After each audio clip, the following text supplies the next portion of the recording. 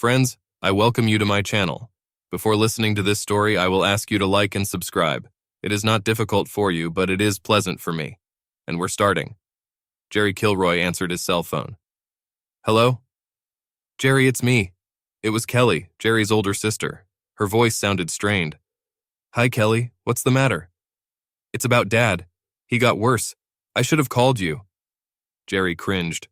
His father had just turned 68 when he had a heart attack 3 months ago. He successfully underwent triple bypass surgery, stayed in the hospital for a week, and was then discharged when his condition stabilized. What happened? Jerry asked. He was fine when I visited him after he was discharged. I know, but this... He became depressed. The doctor said he had a stroke. Stroke? Oh shit, Jerry exclaimed. But only last week the doctor was sure that he was doing well. I thought he had recovered and was doing well at home. He's at home. I mean Uncle Tony's, of course. Presumably the stroke was minor, but with his poor health, even a minor stroke is serious. Oh yes, it's bad, he replied. He knew that his parents had moved in with their Blaylock friends after his surgery. His father has always been a stronger partner in marriage. He was the rock that his emotionally fragile mother clung to. Jerry remembered from a young age that his mother never coped well with stress. So when her husband had a heart attack, it was no surprise that she turned to her old friend Agnes Blaylock and her husband Anthony. Although they are not related by blood, they have always been family friends. Jerry, Kelly, and his other sister Katie considered the Blaylocks almost part of the family. They all grew up calling him Uncle Tony and his wife, Aunt Agnes. Yes, this is bad, Jerry. I've never seen him like this. You have to come. Dad really needs us right now. Mom, too. I'm sure it is, he agreed. Okay, let me deal with Olivia. Although I'm not sure she'll be able to break out of her job. Maybe I'll come alone. Good. Hurry up if you can. Dad's not doing well. How's Mom doing? There was a pause before Kelly answered hesitantly. She's fine. That sounds weird, Jerry thought. He expected her to explain more. Instead, there was another long pause before Kelly said in a serious tone, I need to talk to you about something. It is very important. Really? What's it? I don't want to talk about it on the phone. I'll see you when you get here. Just text me when you get there. I need to talk to you alone first before we see Dad. It sounds mysterious. Can't you give me a hint? Just come soon. I'll fill you in when you get here. Good. I'll see you soon then.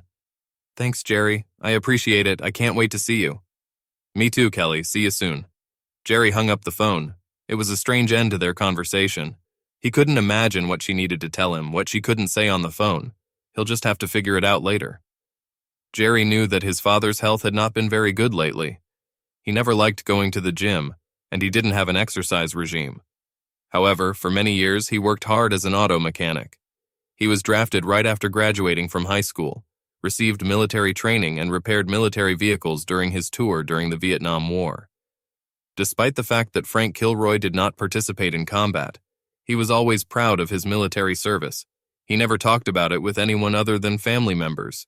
Even in the family circle, he only rarely mentioned something about it. If asked, he always replied that it was his duty to serve and he was proud of it. Jerry once asked if he had ever been tempted to evade the draft. He said it as a joke to tease his father a little. A sharp look and a firm, "Never. Not in this damn life," his father replied, making it clear that this was never an option. Jerry never joked about it again. Jerry did know something about his time in Vietnam. Frank was away from the main battlefields, but apparently not far enough, because a couple of years later he participated in extinguishing the fire. He was seriously injured when shrapnel hit him in the neck and legs as a result of the explosion. The neck injury was gone, but the leg injury was difficult. Since then, he has walked with a pronounced limp. Frank ended his 4-year tour in a hospital bed in Saigon before he was sent back to the States. It was a few years later when he met Edith, his wife.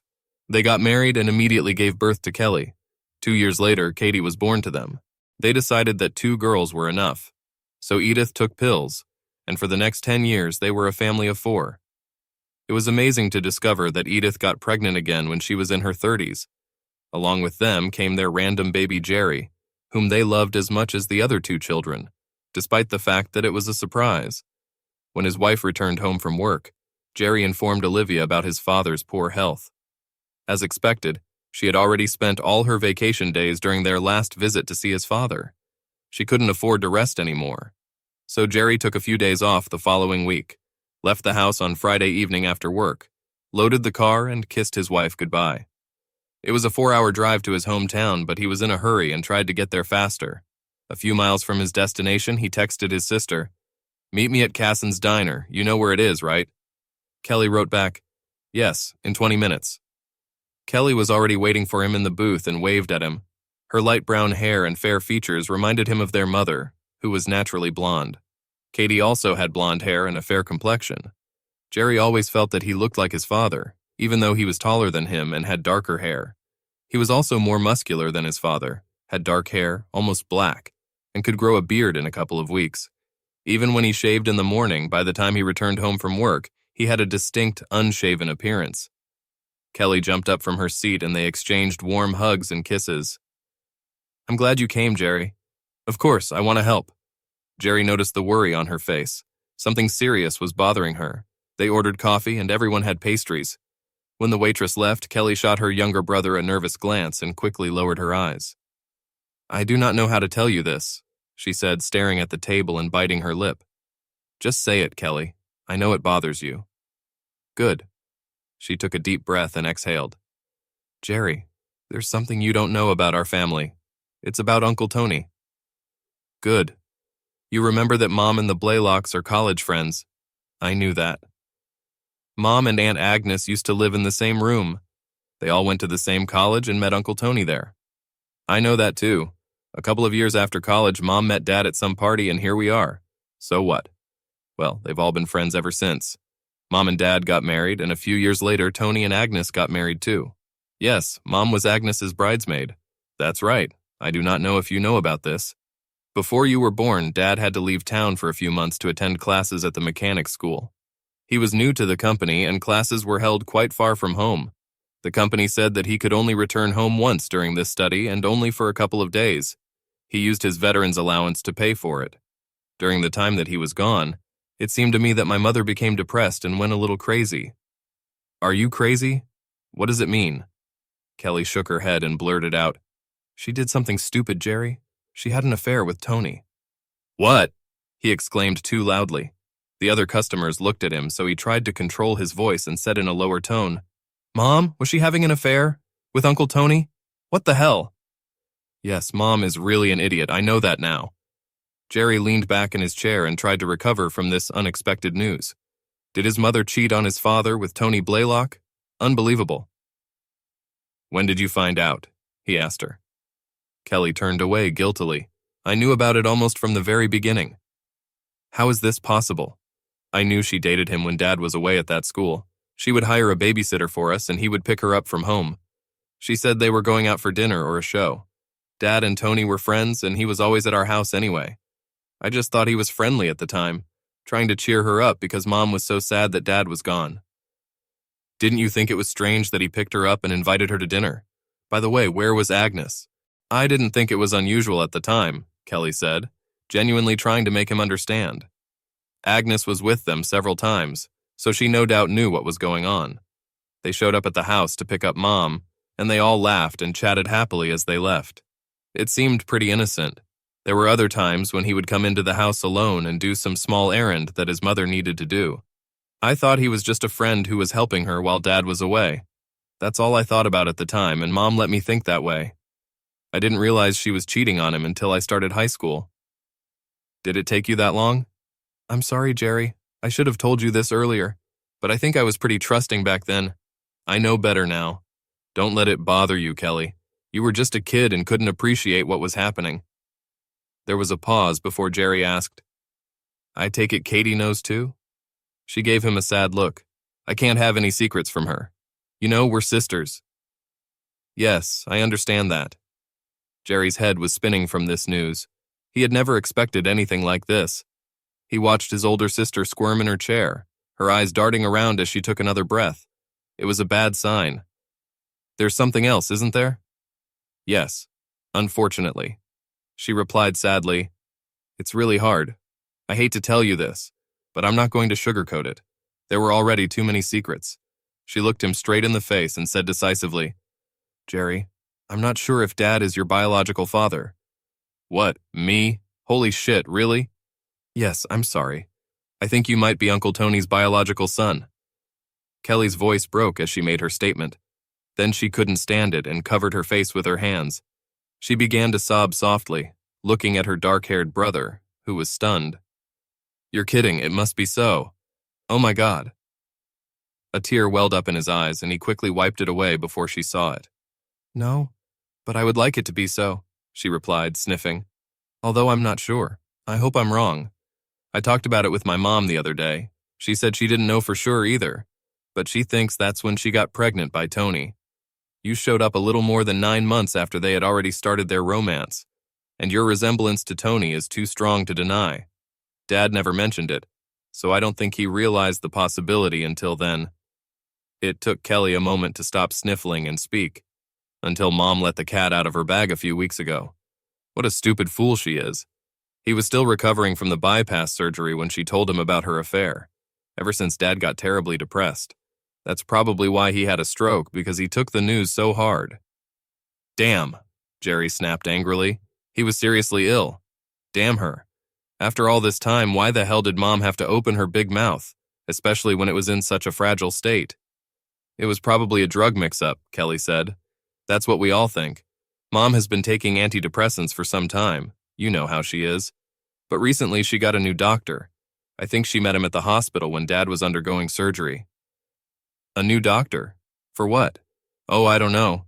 Mom has always been a hypochondriac. She was hanging around the hospital and no doubt met a bunch of doctors there. She must have persuaded someone to take her on as a patient. I assume she didn't tell him about all the medications she was taking at the time because he wrote her a new prescription for treating nerves, and unfortunately this contradicted some of the ones she was already taking. This made her somewhat delusional, and she blurted out the whole story to Dad during their quarrel. Jerry sat back in his chair, stunned, his brain working hard, trying to digest all this new disturbing information. So he might not be my real father? Jerry sighed thoughtfully. No, he's your real dad, Kelly exclaimed. Oh my God, Jerry, don't ever think otherwise, please. I know. Of course it is. You're absolutely right, Kelly. He is my father, and I love him. Whether he is my biological father or not, I know that he loves me. He has always loved me.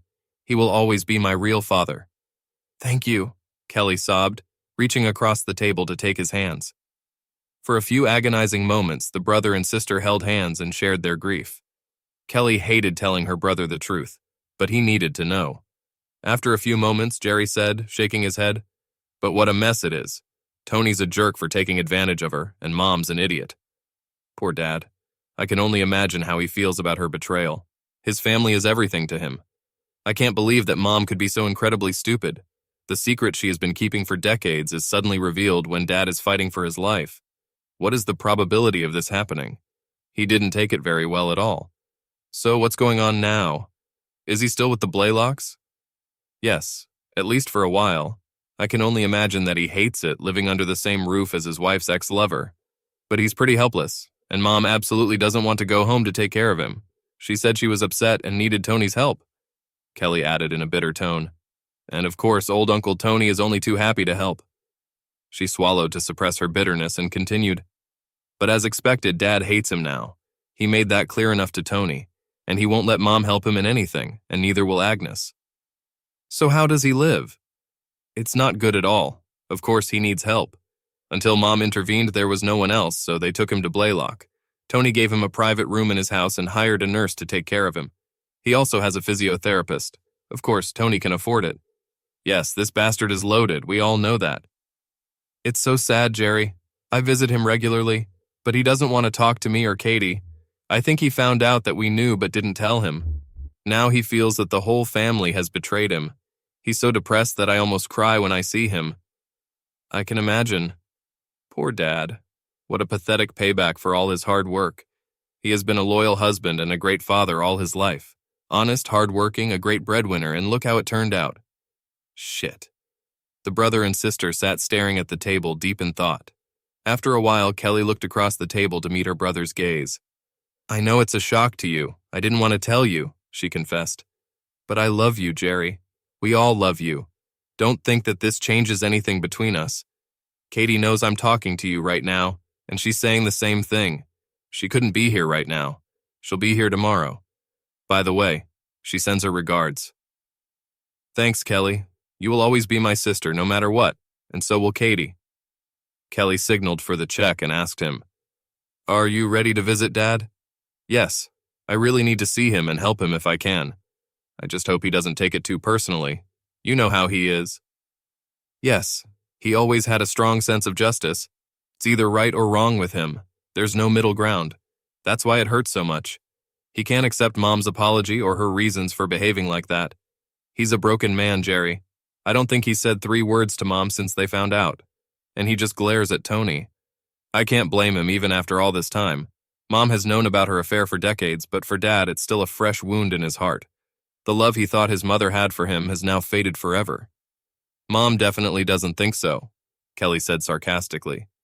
She acts like she just told him she crashed the car. Mom says that her affair is in the past and that she has not been with Tony for many years. She doesn't understand why he takes it so hard. I told her that the fact that her affair had ended a long time ago was no less insulting to Dad. It just hit him quite recently and he's still suffering. He's still very upset. Jerry and Kelly rode separately. As they pulled into the long driveway, Jerry saw the familiar sight of the big Blaylock house. It was a 2-story mini-mansion with a huge landscaped courtyard, a swimming pool, and a round flower garden. Uncle Tony owned 3 car dealerships and several other businesses. His house was a symbol of wealth in their small community. Frank Kilroy and Anthony Blaylock were an unusual pair of friends.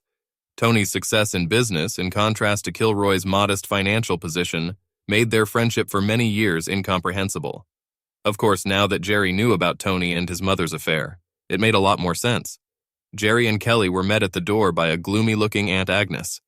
Kelly and Agnes hugged and kissed, then Jerry hugged the older woman. The hug was hard and awkward when they pulled away. She was still a beautiful woman, slender, well-dressed, with perfectly styled silver hair. Thanks for coming, Jerry, Agnes told him seriously. I hope that seeing you here will cheer up your dad. I hope so too. When they were shown into the living room, Uncle Tony appeared. He was over 6 feet tall and his stocky figure was dressed in an expensive silk suit. He had patent leather shoes on his feet that looked expensive. Smiling confidently, the older man stepped forward, hugged Kelly, and shook Jerry's hand. Jerry noticed his black hair, streaked with gray, slicked back. It gave him an outstanding appearance. It's good to see you again, Jerry, Tony said with a smile. I wish the circumstances were better, but I'm really glad you're here. Me too. Drown. Jerry wanted to call him Uncle Tony, but restrained himself. Do any of you want a drink? No thanks, Kelly answered, and Jerry just shook his head. Where's Dad? He asked. In the office, Tony said, proudly pointing to the large room. We did this on purpose for him when he was discharged. A fully functional hospital bed, a wheelchair with a motor. Everything is in order. All he needs is just ask. Of course.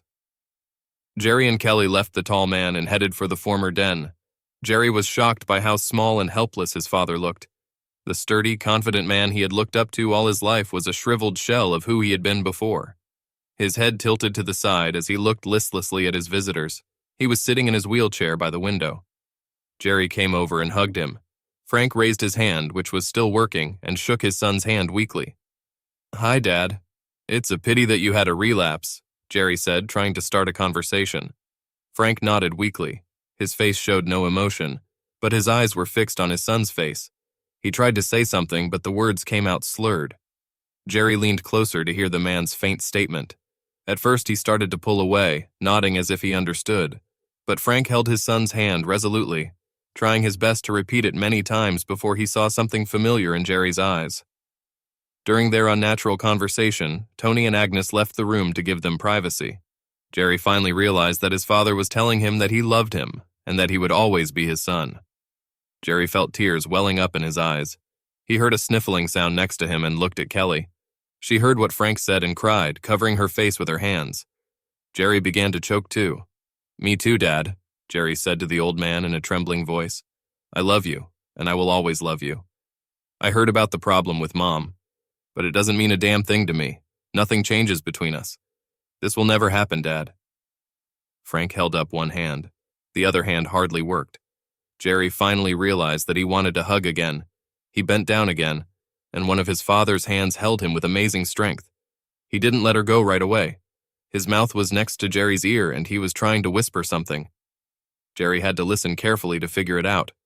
Frank's words were slurred, but he was saying something that he clearly felt was very important. Something vaguely familiar, but incomprehensible. Maybe Frank was so excited that his words were so slurred that he couldn't tell exactly what he wanted. Jerry could feel his father getting upset. So he pulled away, feeling awkward because he couldn't understand him. They stayed with Frank for a while longer while Jerry talked about his wife and various trivial details of his job and family. When he mentioned that he wanted to see his mother, Frank's expression turned sour. He looked away from his son and fell silent. "I'll be back soon, Dad." Frank gave no sign that he had heard him. Edith was sitting in the large, exquisitely decorated kitchen and sipping coffee. There were empty plates on the table, so she must have just finished eating. His mother was wearing a colorful printed robe and slippers on her feet. Her hair was neatly styled, and she was wearing a little makeup. She saw her son enter the room and her face broke into a smile. She stood up when Jerry came in and hugged him tightly. "Oh, Jerry," she blushed. "It's so nice to see you. I'm so glad you came." "Kelly called me, so I came to see Dad," Jerry told her. "She told me something interesting about you and Tony. It's a whole story." "I'm so sorry I kept you in the dark, honey." Edith spoke with a slight sadness in her eyes. "But I didn't want to upset you or your father. You can see how much he feels about it. I wish I'd never said a word." Holy shit, Jerry thought. However, she didn't seem too upset, and he was a little amazed at how well she took it. Her guilty plea was probably the reason her husband had a stroke. Jerry thought she would be embarrassed by her infidelity, or at least even more remorseful, given that it was her fault. "I do not know what came over me," she continued with a sigh. "I knew that Frank would be hurt to find out about my affair. That's why I never told him. It was just something between Tony and me, and Agnes, of course. It has never disrupted my marriage and has not affected Frank all these years." "How long has it been going on?" Jerry asked in a neutral tone. "Oh, for a while, from time to time," his mother told him casually. "Tony and I dated a little bit back in high school before he married Agnes. It's nothing serious. Everyone was dating back then. Agnes had a couple of guys she dated occasionally while Tony and I were dating. We were all such good friends. Even after we broke up and Tony started dating Agnes, we were still close and the three of us always went to parties and stuff." As she told her story, her gaze shifted from her son's worried face to the blurry spot on the wall. It was obvious that she was remembering a very pleasant time in her life. With a thoughtful expression on her face, she confessed, "Even after Frank and I got married, we still saw a lot of Tony and Agnes. We often met. They were at our wedding and we went to them. It was such a fun time. When we had Kelly and Katie, it was one big happy family. I mean, all 6 of us. I wish it would never end." Suddenly, her expression hardened. "But when your dad left me to go to those damn classes, I got so lonely. I took care of your sisters myself and did all the household chores. It was too much. Tony helped me through this difficult time. I would have gone crazy without his support. When your father came home, I stopped seeing Tony so much. We still managed to see each other, just not that often. He was so sweet about everything. He took me all over the city and introduced me to many people. You know, he's a really great man." "I hope you didn't tell Dad about this," Jerry asked, bristling. Edith was startled by his exclamation and blurted out, "Told him what?" "That the guy his wife cheated on him with is so wonderful," Jerry said sharply. "A great guy who he considered his friend. The friend who actually stabbed him in the back. How can you tell a sick old man about this?" "Oh, don't act like that, Jerry," she snapped back, frowning. "Of course I know that. It's easy to judge me now." She waved her hand dismissively at him. "You know I'm not stupid, and I didn't tell him about it in that tone. I just told him the truth about what happened back then. He should appreciate that I was so honest." "I'm sure Dad was so glad to hear the truth," Jerry said sarcastically. "He might not be happy about it," she replied irritably. "But now that he knows, he's just going to have to put up with it. It's all in the past and it's too late to worry about it now. Besides, Frank has a lot more problems to worry about than the stupid affair I had years ago. I'll try to help him deal with it as much as I can, but he has to help himself too." "I'm sure you will," Jerry spat angrily, disgusted by his mother's easy attitude towards something so serious. He spun on his heel and walked away before exploding into indignation about his stupid mother and her reckless behavior. He wanted to ask about his background, but he was too upset right now. This discussion will have to be postponed for another day. Kelly was nearby and must have heard his angry reply. She came in, sat next to his mom, and looked at him strangely as he left the room. Jerry went to the library to think. He saw Agnes through the sliding glass doors to the patio at the back of the house, sitting at a table and sipping coffee. He went out and sat down with her at the table. She hugged him and poured him a cup of coffee as they started chatting. "We never thought it was a bad thing," Agnes told him honestly. "Edith and I were so close then. We were roommates, you know, and we used to do everything together." As she said all this, she gave Jerry a shameless look. "She dated Tony before me, but when I started dating him, she still came on dates with us. I think Tony still had feelings for her, so it was just natural that she was around. She was such a pretty girl.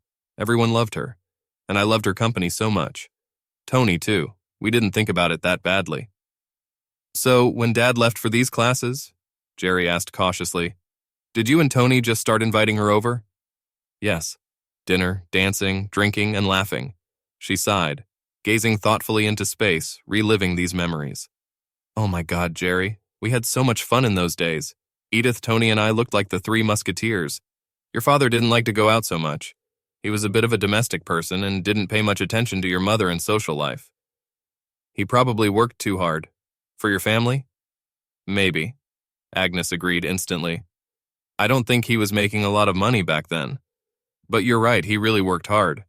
When he left for school, it was normal for Tony and me to include your mom in our plans, like back in college. We had so much fun." "So you agreed to Tony's affair?" "I think so," she said lightly. "Tony's a handsome guy, you know. We've always been sociable. I knew there was a chance he would cheat on me. I felt that if he was going to lose his way, it was better to do it with Edith than with anyone else. She wasn't going to try to take him away from me, and we were already very close. It was just a natural coincidence. As I said, we didn't think it was a bad thing." She glanced at Jerry and noticed his angry look. She reached out and patted his hand. "Oh, don't worry, honey. No one was injured. I mean, none of this would have happened if Edith hadn't blabbed about it the other day. And don't blame your mom too much. She was alone, and Tony caught her in a moment of weakness. He can be pretty convincing, you know." She let out a cackling laugh. "He's really charming. It always has been and always will be." Jerry was even more disgusted than when he left his mother. Neither of them seemed to find anything in the affair with Tony worth worrying about. He left the elderly woman alone with her pleasant thoughts about the past days and returned to the house. His thoughts were troubled until it suddenly occurred to him what his father had tried to say earlier. "Tools. He needs his fucking tools," Jerry exclaimed excitedly, happy that he had finally figured it out. Frank has always been proud of his tools. He had a suitable set of tools for craftsmen, which he bought many years ago and kept in his garage. With his little money at the time, these tools cost him a fortune. In his mind, they always represented a symbol of his talent as a master mechanic. Jerry decided it was nostalgia, and he must want them to be around to remember his best days. He returned to his father's room and saw that he was looking out the window. "Your tools, right, Dad?" Jerry asked proudly. "Do you want me to bring you your old tools from the garage?"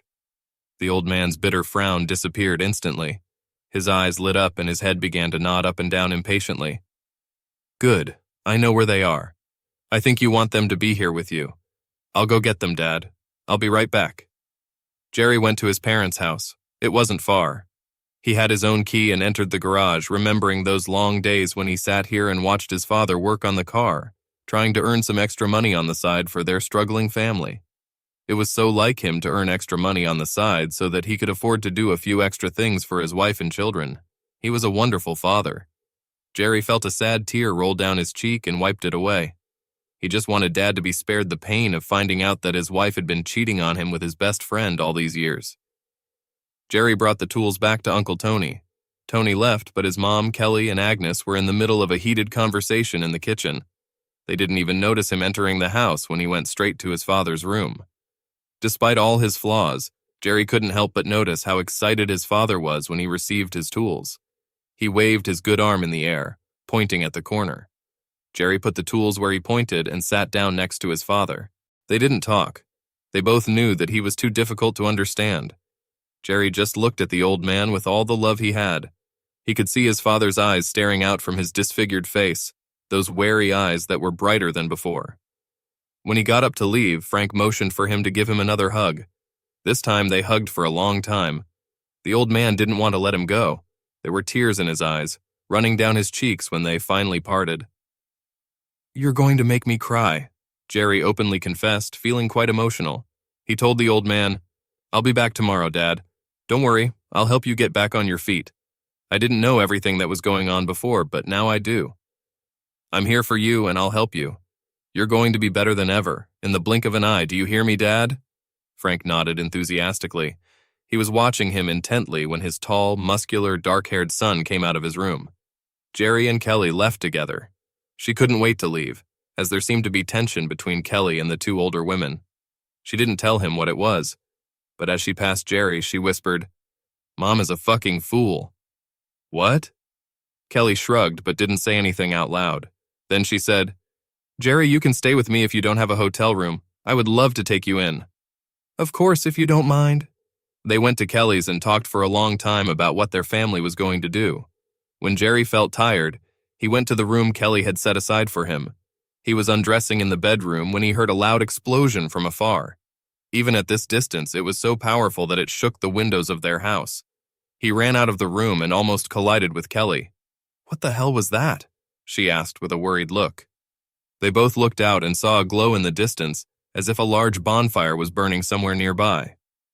"Oh shit," Jerry swore as a terrible thought struck him. "I pray to God that I was wrong, but I think we'd better get back to Tony." "Why?" "I just need to check on Dad." She wanted to know why, but he wouldn't tell her. Jerry returned to his room and dressed in less than a minute. Kelly also dressed quickly and rode with Jerry as he returned to the Blaylock mansion. It was about half an hour after the explosion. As he rounded the last corner, they saw the flashing emergency lights of fire trucks and police cars in front of Blaylock's house. Tony's house was almost destroyed. It seemed that the lower floor had exploded, and the rest of the house collapsed, engulfed in flames. Firefighters pulled hoses, sprayed water, and tried to extinguish the flames, but it seemed like a futile effort, since most of the house had already disappeared. "Oh my God," Kelly sobbed. "Mom and Dad, are they dead?"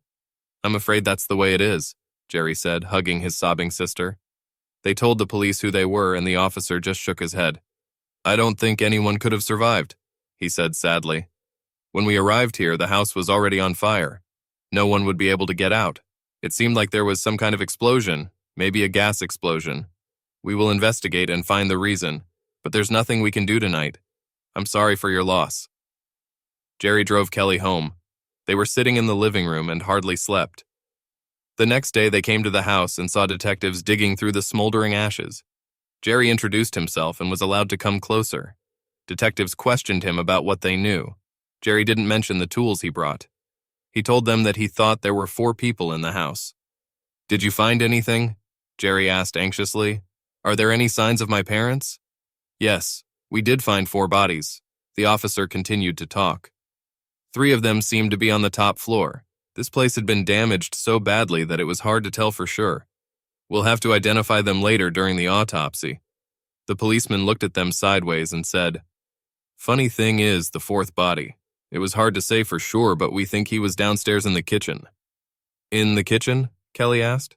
"But Dad lived in a den." "Yes." "Well, this body was in the kitchen," the officer continued to say. "We know because he was next to the stove, or what's left of it."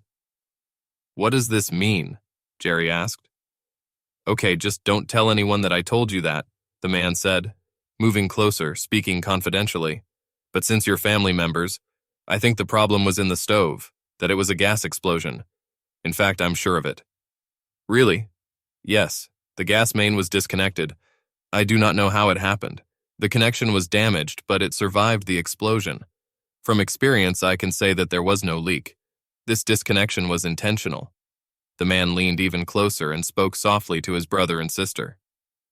"It's funny that the body near the disconnected line was holding a wrench in its hand." "In his hand?" Kelly asked in surprise.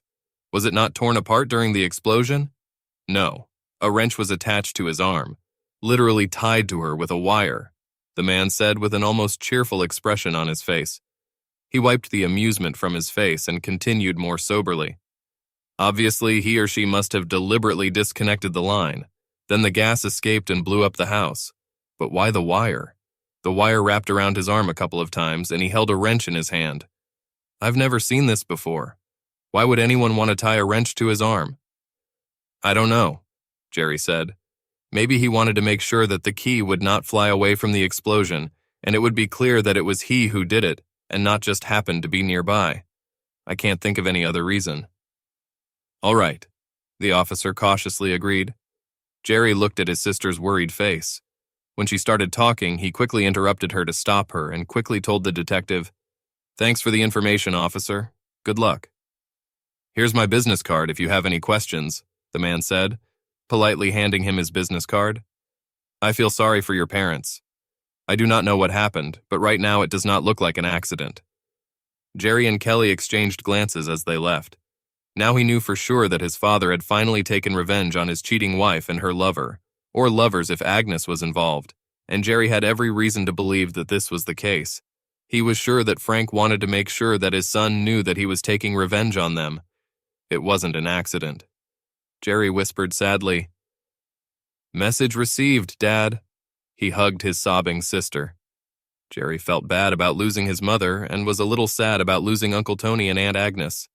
After all, they were so close to him when they were growing up. But he couldn't help but respect his father, a proud soldier and a man of honor, now turned into a weak, almost helpless, disease-ridden man, who, with his last strength, avenged the worst humiliation a man can face. It was so like his father. "God, I love you, Dad," Jerry allowed himself to sob. "I'm going to miss you."